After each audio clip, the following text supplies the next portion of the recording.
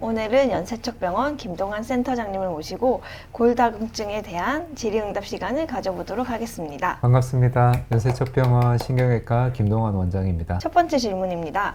골다공증이 정확하게 무엇인가요? 네, 골다공증은 말 그대로 뼈 안에 구멍이 많이 생기는 병을 얘기를 합니다. 뼈의 강도가 약해지기 때문에 골절이 쉽게 생길 수 있는 상태라고 이해를 하시면 될 것 같고, 우리 대한골대사학회에서 발표한 내용을 보면 우리나라 50세 이상 여성에서 골다공증의 유병률은 무려 37%에 가깝고요. 골감소증의 유병률은 거의 50%에 육박합니다. 그럼 어떤 증상이 있을 때 골다공증을 의심할 수 있을까요? 네, 사실 골다공증 같은 경우에는 증상이 특별히 없습니다. 그래서 골절이 생기기 전까지는 모르고 지내신다는 부분이 있는데, 골다공증으로 인한 골절은 주로 척추, 손목, 그리고 고관절에 잘 생기기 때문에 이런 부분에 골절이 생기게 되면 장기간 누워서 지내야 되고, 그 다음에 일상생활을 혼자서 할 수 없다는 굉장히 불편함을 유발할 수 있는 그런 질병이 되겠습니다. 그리고 특히나 고령의 환자들 같은 경우에는 이렇게 장기간 누워서 지내게 되면 여러 가지 내과적인 합병증이 발생할 수 있기 때문에 이런 부분 때문에도 우리가 죽음을 논할 수 있는 그런 상황까지도 올 수가 있습니다. 그러면 골다공증은 어떤 사람에게 잘 생기나요? 네, 골다공증 같은 경우에는 사실 고령의, 그 다음에 폐경기 여성, 그리고 술, 담배를 많이 한다든지 유전적으로 어떤 문제가 있다든지 이런 분들에게 잘 생기게 되는데요. 우리가 골다공증의 위험 요인은 크게 두 가지로 분류를 할 수가 있습니다. 첫 번째는 우리가 어떻게 노력해서 바꿀 수 없는 부분이 있고, 하나는 우리가 노력해서 바꿀 수 있는 부분, 그렇게 두 가지로 나눌 수가 있는데요. 첫 번째, 우리가 여자라든지, 그 다음에 폐경이라든지, 그 다음에 내가 류마티스 관절염이 있다든지 이런 것들은 어떻게 할 수가 없잖아요. 그래서 우리가 우리가 노력해서 바꿀 수 있는 부분은 음주를 한다든지 흡연을 한다든지 칼슘과 비타민 D가 부족하다든지 이런 부분들은 얼마든지 노력을 해서 골다공증이 악화되는 것을 방지할 수 있는 그런 부분이 되겠습니다. 네. 그러면 골다공증을 예방할 수 있는 방법은 있을까요? 네, 골다공증은 아무래도 충분한 운동을 해야 되고, 그 다음에 칼슘과 비타민 D를 충분하게 섭취를 해줘야 됩니다. 그래서 우리 대한골대사학회에서 공고하고 있는 내용을 보면 칼슘은 칼슘과 비타민 D를 50세 이상 남성과 폐경 여성에서 칼슘 같은 경우에는 800에서 1000mg, 그 다음에 비타민 D는 800단위 정도를 복용하라고 되어 있는데, 저희가 보통 병원에서 처방하는 칼슘제 같은 경우에는 칼슘과 비타민 D 복합제입니다. 그래서 꼭 칼슘제를 복용하는 것이 필요합니다. 그러면 골다공증은 어떻게 검사할 수 있나요? MRI나 CT 같은 비싼 검사가 꼭 필요할까요?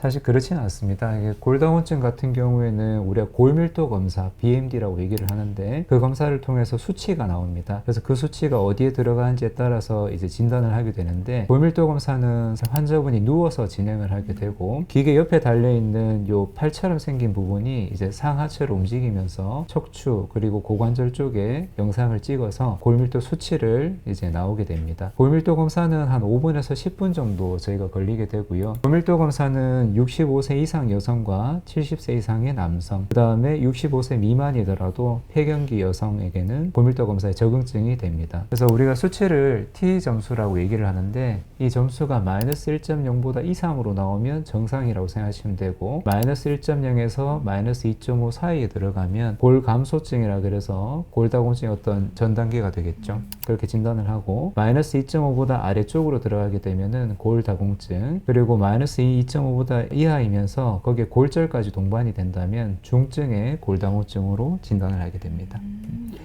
그리고 또 우리가 사실 골다공증이 굉장히 심하신 분들은 엑스레이나 CT를 봐도 요번에는 골다공증이 있겠다 이렇게 의심은 할 수가 있지만은, 어찌됐든 간에 우리 확진을 하고 진단하는 거는 골밀도 검사입니다. 골다공증 약은 어떻게 먹나요? 네, 골다공증 약은 종류가 굉장히 많습니다. 우리가 뼈가 빠지는 거를 방지하는 약이 있고, 그 다음에 뼈의 형성을 도와주는 약이 있는데, 우리가 외래에서 흔히 쓰는 약들에 대해서 어떤 주의할 점이라든지 부작용이라든지 그것만 간단하게 말씀을 좀 드리겠습니다.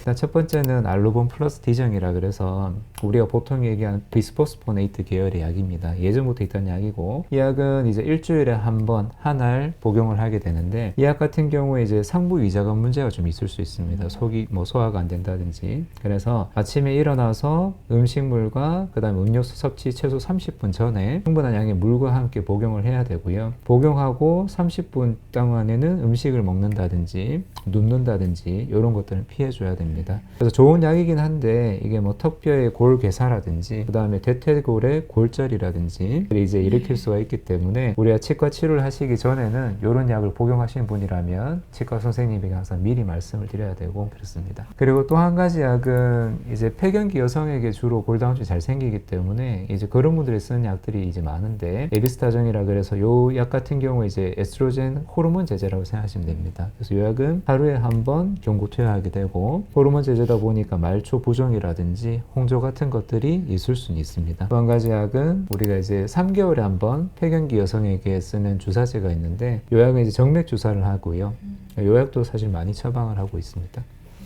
그 다음에 또 졸레드론산이라는 약이 또 있는데요. 이 약 같은 경우에는 1년에 한 번 정맥 주사를 합니다. 그래서 이게 이제 뭐 자주 안 맞다 보니까 이게 또 좋은 약이 아니냐 할 수도 있는데 사실 그렇지는 않고요. 이게 뭐 각각의 이제 적응증들이 있습니다. 그래서 졸레드론산 같은 경우에는 폐경기 여성, 남성의 골다공증, 스테로이드 제제라고 알고 있는 글루코코티코이드로 인한 골다공증의 경우에는 좋은 적응증이 되고 있고요. 또 포스테오라는 약이 있는데 이 약 같은 경우에는 뼈의 형성을 도와주는 약입니다. 그래서 우리가 중증의 골다공증이 있을 때 그 다음에 척추 유압술을 하기 전에 그렇게 이제 쓰기도 하는데 이 약은 이제 단점이 아무래도 뼈를 형성을 도와준 약이다 보니까 기존에 고칼슘 혈증이 있다든지 뼈와 관련된 골전이 골격 악성 종양 이런 것들이 있는 경우에는 쓸 수가 없다 하는 단점이 있고 또 이제 신장 기능이 안 좋으신 분들 콩팥이 안 좋으신 분들은 이 약을 쓸 수가 없습니다. 그리고 또 한 가지 또 장점은 이게 아무래도 이제 매일매일 본인이 피하 주사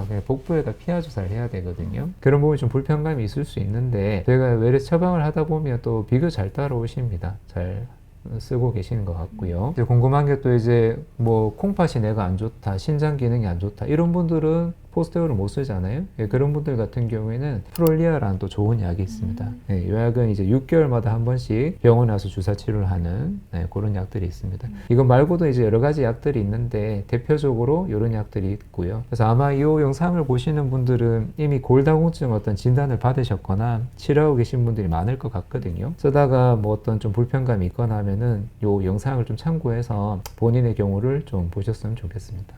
골다공증에 관한 질의응답 시간을 마치도록 하겠습니다. 오늘 또 유익한 정보 나눠주신 센터장님 정말 감사드립니다. 감사합니다. 또한 끝까지 시청해주신 연세척TV 여러분께도 감사 인사드리며 가시기 전 꼭 좋아요, 구독 눌러주세요. 감사합니다. 감사합니다.